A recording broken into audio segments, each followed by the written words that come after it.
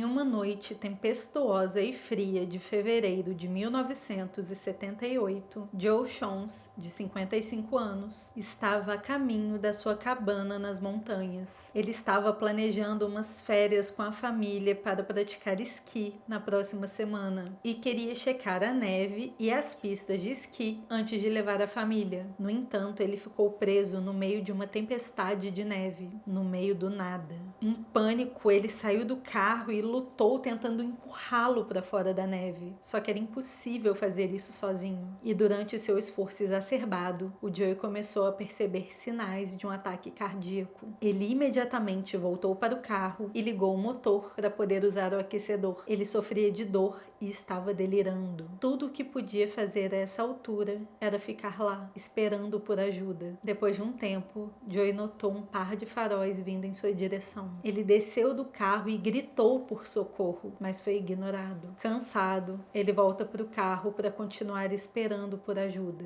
E foi quando ele notou 5 homens que estavam com uma mulher e um bebê chorando, passando pelo seu carro andando e o ignorando. Depois disso, ele viu um outro carro passar por ele, também sem prestar ajuda. Apenas no outro dia, quando a tempestade havia diminuído, é que Joey consegue caminhar por 8 milhas até conseguir ajuda para voltar para casa em segurança. Além da sua experiência de quase morte, mal sabia Joey que ele era a única testemunha do que acabou sendo um dos casos mais misteriosos nos Estados Unidos no século XX.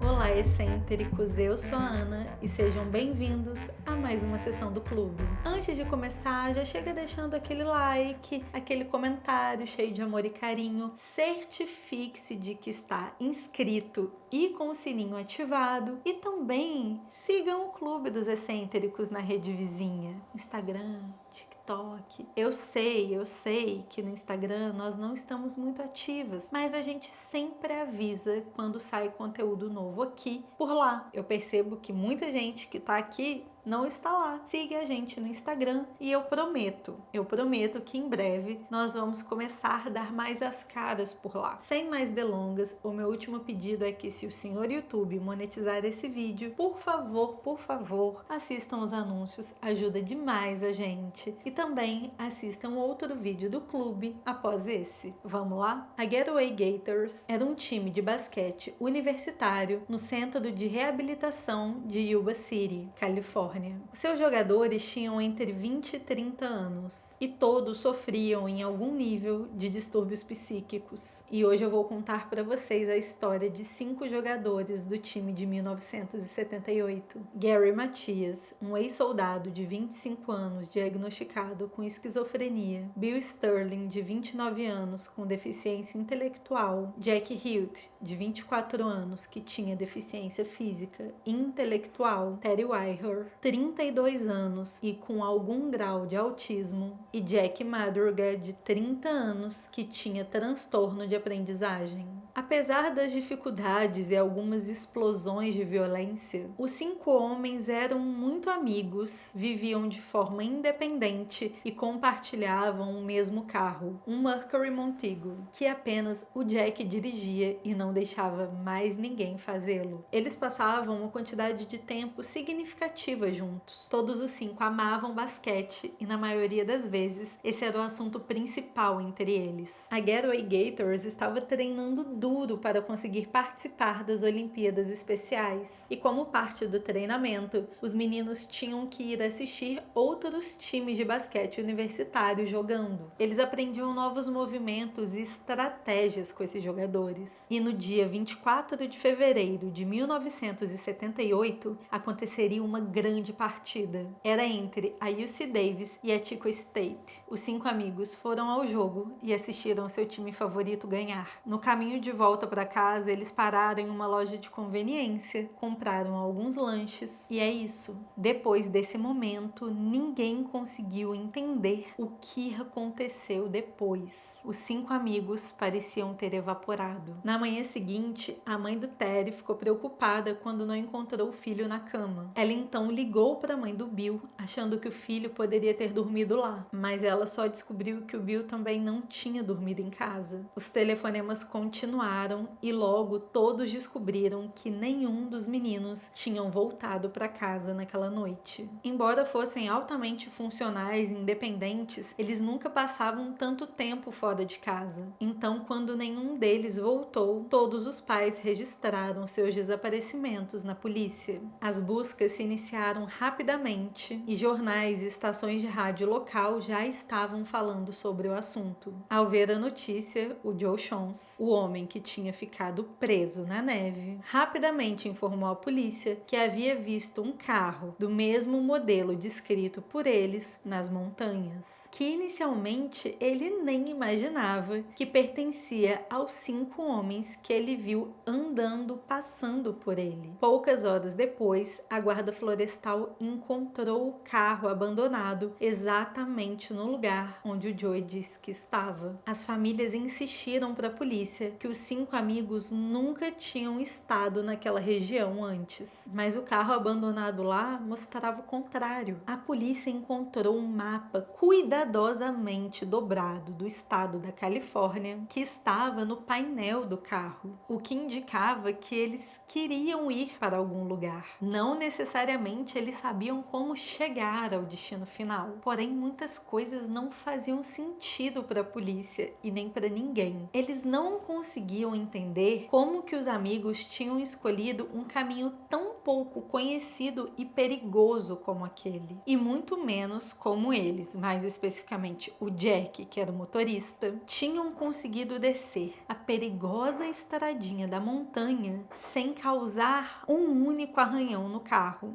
já que, segundo os familiares, eles não conheciam a área. E, gente, para até a polícia achar praticamente impossível passar ileso por essa estrada, é porque era uma estrada muito perigosa e difícil e tudo mais. E aí, para completar, sem nenhum motivo aparente, eles decidiram parar no meio do nada em uma tempestade de neve. O carro estava em perfeitas condições, sem arranhões ou amassados. Tinha combustível o suficiente para chegar em Yuba e também não apresentava nenhum problema mecânico. Quando a guarda florestal virou a chave, o carro ligou rapidamente. Então, a pergunta de milhões era: por que eles abandonaram o carro e para onde eles foram depois? Os investigadores começaram os trabalhos interrogando o Joe Jones, óbvio. Ele narrou todos os acontecimentos daquela noite para a polícia e como todos os seus pedidos e gritos por socorro foram ignorados. Ele também mencionou que viu 5 homens com uma mulher e um bebê chorando passando por ele e falou também sobre o seu ataque cardíaco. A polícia então testou Joey para ver se ele realmente tinha sofrido um ataque cardíaco naquela noite para validar a sua história, e o eletrocardiograma realmente provou que ele tinha tido um ataque cardíaco leve naquela noite. Com a história dele sendo confirmada, a polícia renovou seus esforços ali nas buscas, mas sem sucesso. E acreditem, durante a investigação, eles usaram todos os métodos que eles tinham acessíveis,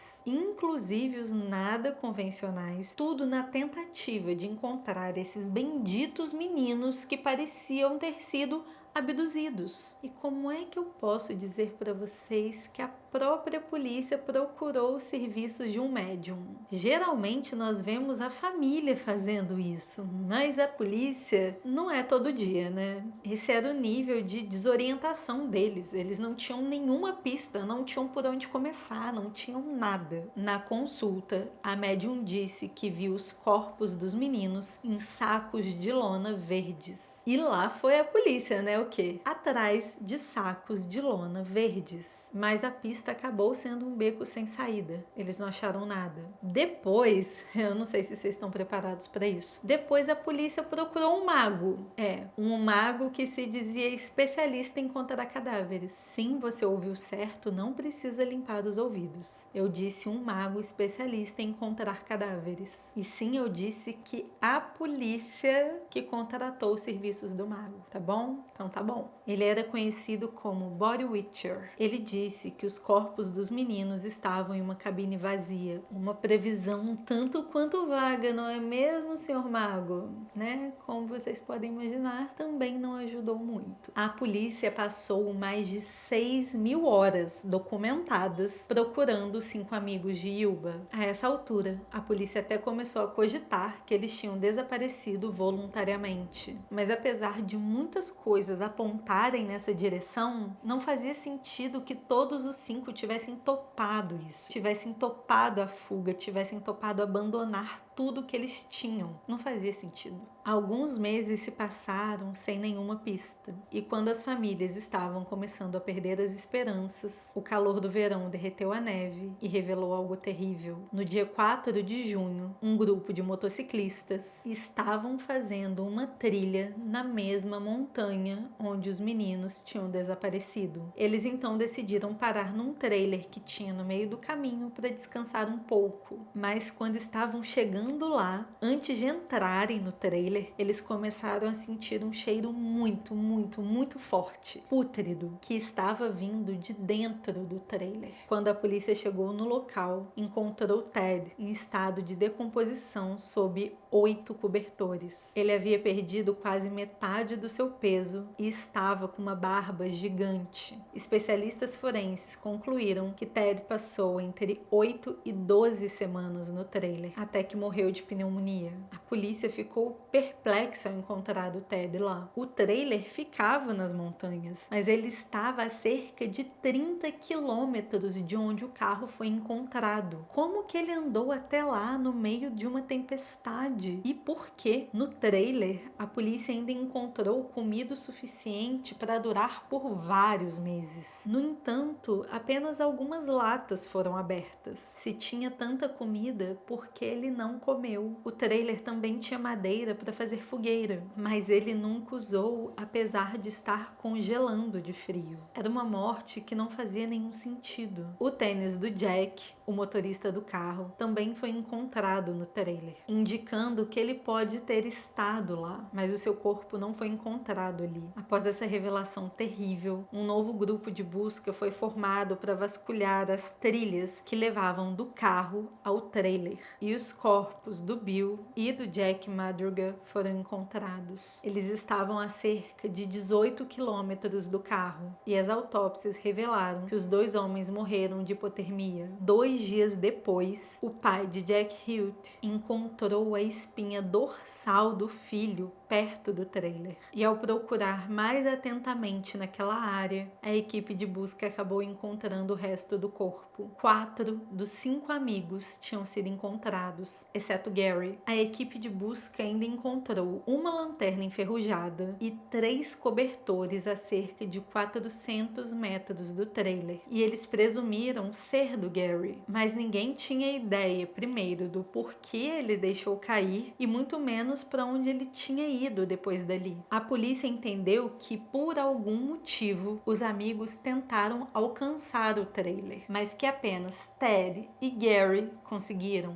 Mas qual motivo era esse? Por que eles foram para lá em primeiro lugar? Tudo o que eles tinham era um monte de perguntas confusas e nenhuma resposta. Ao ver o panfleto dos 5 amigos desaparecidos, uma mulher que trabalhava em uma loja de conveniência em uma pequena cidade que fica a aproximadamente 50 quilômetros de onde o carro foi encontrado, procurou a polícia para dizer que ela havia visto 5 meninos 2 dias após o desaparecimento. Ela disse que viu o Bill e o Jack Hilt em uma cabine telefônica, enquanto outros 2 estavam dentro da loja comprando bebidas e burritos. O dono da loja de conveniência também confirmou essa história. A polícia até chegou a acreditar, mas a família do Jack Hilt rejeitou a ideia. Eles alegaram que o filho tinha pânico de fazer telefonemas, pânico de telefone no geral, e que não havia nenhuma chance do filho ter entrado dentro de uma cabine telefônica. Eles afirmaram que a mulher inventou a história para ganhar o dinheiro que estava sendo oferecido como recompensa no panfleto. E nesse ponto eu também tenho dificuldades para acreditar. Não fazia sentido eles já estarem em alguma cidade cidade, longe da tempestade de neve, e depois voluntariamente decidirem voltar, sabe, sem avisar ninguém,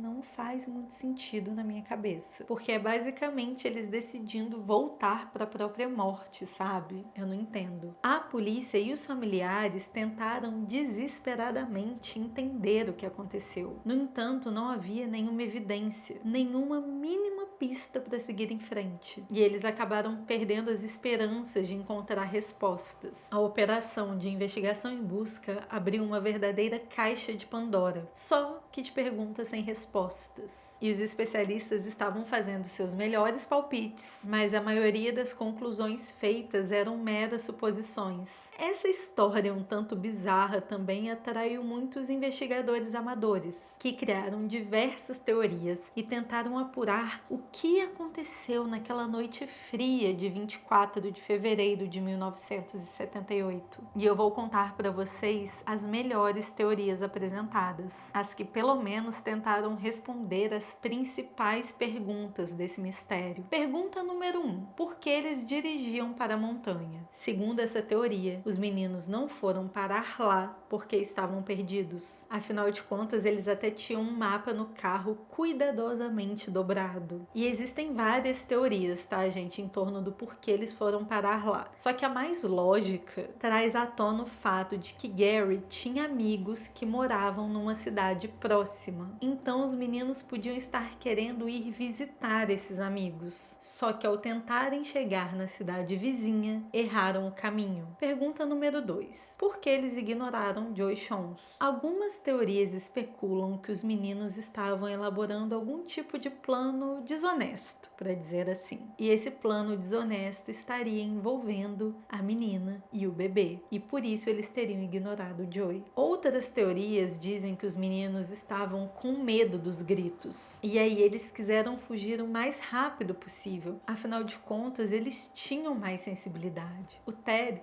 era autista. Já uma terceira linha aponta que, na verdade, o Joey estava alucinando e que os meninos nunca passaram por ele, e nem uma mulher e nem um bebê. O que já nos dá o gancho para a terceira pergunta: quem era essa mulher e quem era esse bebê? Alguns acreditam, como eu já disse, que ela e o bebê eram alucinações do Joey. Afinal de contas, ele estava tendo um ataque cardíaco abandonado no meio de uma tempestade de neve. Não é todo dia, não é mesmo?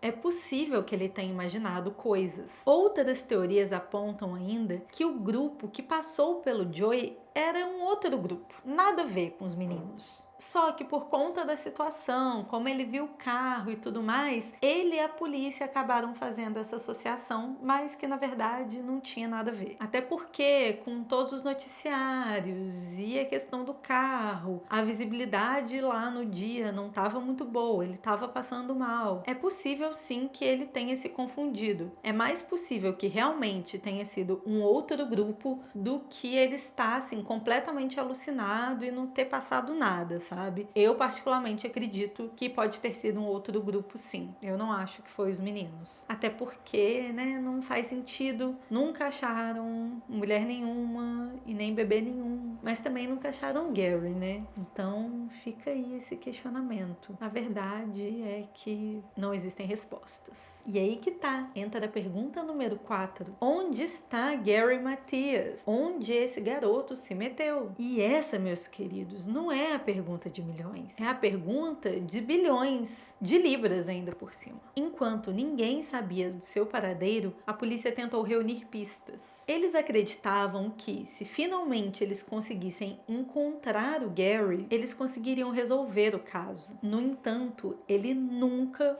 foi encontrado. Nunca. E essas respostas nunca foram dadas. E apenas teorias foram criadas. Alguns acreditam que o Gary também morreu de forma semelhante aos amigos. Mas como as montanhas eram vastas, a floresta densa, era um lugar fácil de se perder, outras teorias recordam o fato do Gary já ter feito coisas, no mínimo estranhas, no decorrer da sua vida. Uma vez ele escapou de um hospital psiquiátrico através do encanamento de esgoto. Ele também já chegou a caminhar 800 quilômetros da casa dos seus avós até a sua casa. Quer dizer, ele peregrinou. Alguns alegam, inclusive, que foi ele que pegou os sapatos do Ted, que morreu lá no meio do caminho, e fugido, né? Porque os sapatos do Ted foram encontrados no trailer. Só que o Ted tinha ficado muito antes, na metade do caminho. Nós não podemos esquecer que o Gary tinha esquizofrenia. E se ele teve uma crise naquela noite, algo ruim pode ter acontecido. Principalmente porque ele era um ex-soldado. E os seus momentos de crise muitas vezes vinham acompanhados de violência. Outra teoria sugere que o Gary planejou tudo, também por conta de um episódio esquizofrênico. Além disso, apesar dele nunca ter sido encontrado, a sua família nunca foi de dar declarações, entrevistas e nem comentar nada sobre o seu desaparecimento. Muitos acreditam até que ele conseguiu voltar para casa e que a família o escondeu em um lugar seguro para evitar que ele fosse preso. Eu, particularmente, não acredito nisso. Como que alguém poderia passar tanto tempo assim escondido? Ainda mais porque ele precisava de medicação, de tratamento. Não sei, eu acho improvável. E teve tanta repercussão o caso que até, sei lá, sabe, se colocassem ele em um outro lugar, uma outra cidade e tudo mais, foi um caso de repercussão nacional. Ninguém teria reconhecido ele? Por último, é óbvio que surgiram teorias falando que o Gary foi abduzido, né, gente? Óbvio. Como não? Só que eu confesso que, em respeito às pessoas que acreditam, eu prefiro não falar sobre aparições alienígenas aqui nesse canal, porque é um tema que, mesmo sem querer, eu posso ser pouco sensível. Quando eu vejo, eu já tô debochando. Me desculpa, gente, é mais forte que eu. Então eu prefiro só passar por isso, sabe? Falar. Surgiram teorias que ele foi abduzido e pronto, eu não vou entrar em detalhes. Me perdoem, não me odeiem, não me cancelem, não deixem de assistir o canal por conta desse meu depoimento, tá bem? A gente ama vocês também. E é em respeito a vocês que eu não falo nada. É isso. Por fim, gente, esse é um caso que eu não sei muito o que pensar sobre. A gente pode passar aqui horas, dias, anos teorizando e sempre vai ser algo no campo da especulação. Nunca vai sair disso, a não ser, né, que por algum milagre o Gary apareça, o que eu acho que não vai acontecer. E de verdade, eu acredito que no fim das contas a família do Gary foi a que mais sofreu, porque eles nunca tiveram um fechamento, porque ele nunca foi encontrado e ainda precisaram ver pessoas dizendo que o Gary foi responsável pela morte dos seus 4 amigos e que ainda por cima eles acobertaram. Não deve ter sido fácil isso, com certeza não. Talvez, no fim das contas, os 5 amigos de Yuba não podiam ser tão independentes quanto suas famílias e os médicos acreditavam. Talvez naquele momento eles não tenham sabido lidar com tamanha diversidade da mãe natureza. Este roteiro foi baseado no texto de Shimbaga Lakshmi para Medium e na reportagem de Cynthia Gorney para o Washington Post de julho de 1978. E eu vou ficando por aqui. Tchau, gente!